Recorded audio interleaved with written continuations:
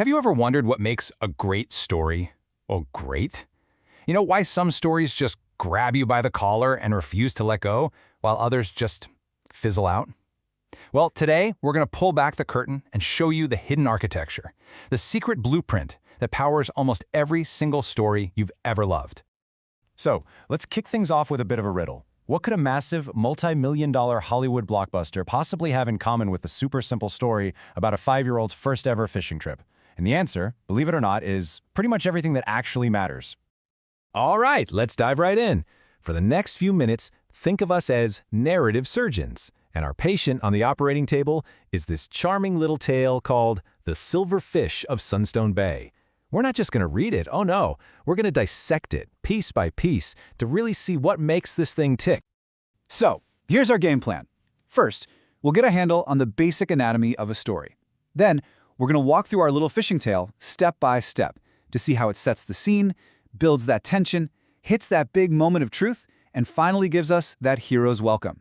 And then, we'll put it all together to reveal the master blueprint. Sound good? Let's go. Okay, first up, let's talk about the absolute heart of all this, the narrative arc. Now, the best way to think about it is like an architectural drawing for a story. It's the framework, the shape. It's what makes sure the whole thing stands up straight and actually delivers an emotional punch. To put it really simply, the narrative arc is just the emotional journey a story takes you on. It's this path that guides us from a clear beginning through a middle where things get more and more tense, all the way to a really satisfying end. It's like this invisible force that keeps you turning the page or glued to the screen. You know, every journey has to start somewhere, right? Well, in storytelling, that start is called the exposition. And its job is super simple, but absolutely crucial. It just sets the stage. It answers all those basic questions right up front so we can get invested in the world before the real action kicks off. And just look at how efficiently our little story does this. So, who are we with? Papa Elias and his 5-year-old son, Leo. Check. Where are we? Sunstone Bay, a village back in the 1500s. Got it. And what's the deal? It's a big day. And with just those few details, we have our characters, a setting, and most importantly, we have stakes. We know this day matters to little Leo. The stage is officially set. So once we know where we are, the story's got to start moving, right? This next part is called the rising action. It's basically a series of events that build on each other, cranking up the tension and pushing our characters towards the story's main event. It's the climb up the roller coaster, that click, click, click as you get higher and higher. In Sunstone Bay, the rising action builds with these simple, beautiful steps. You've got the morning call, then hopping in the boat, heading out to sea, and finally casting the net. Each one is a small step, sure, but together they create this incredible forward momentum. And that last moment, that quiet wait after the net hits the water, pure anticipation. You can just feel it, can't you? Something's about to happen.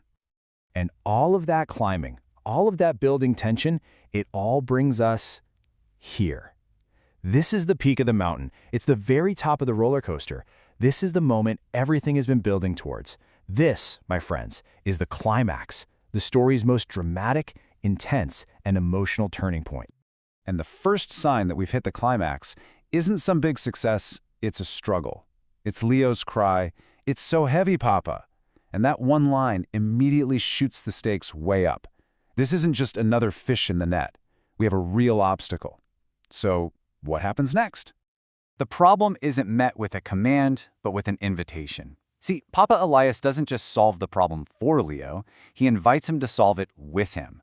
Let's pull together. That one line is huge. It turns the struggle into this powerful moment of teamwork. And now the story's writing actually mirrors the physical action. That repetition, pulled, pulled, pulled.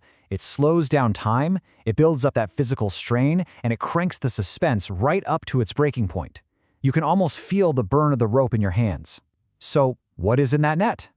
And bam! The reveal. A big silver fish. This is the payoff. All that tension we've been building up is released in this one single, triumphant moment. The challenge has been overcome, the question has been answered, and our story has officially hit its peak. But wait, the story's not over yet. After that peak excitement of the climax, we have to come down the other side of the mountain. This is what's called the falling action and the resolution. It's where the dust settles, we see the aftermath, and we get that feeling of closure. It's that satisfying ride back to the station. And our little story gives us that perfect sense of closure. They return to the village, not just as fishermen, but as heroes. The whole village comes out to sea, which just confirms how big a deal this catch really was. And most importantly, we see the change in Leo. He feels proud. He's not just the little boy who went fishing anymore, he's the boy who helped bring home the big silver fish. Every loose end is tied up. Okay, so we've taken our story apart, we've looked at all the pieces. Now let's put it back together and look at the finished blueprint to really understand why this simple structure is so incredibly powerful.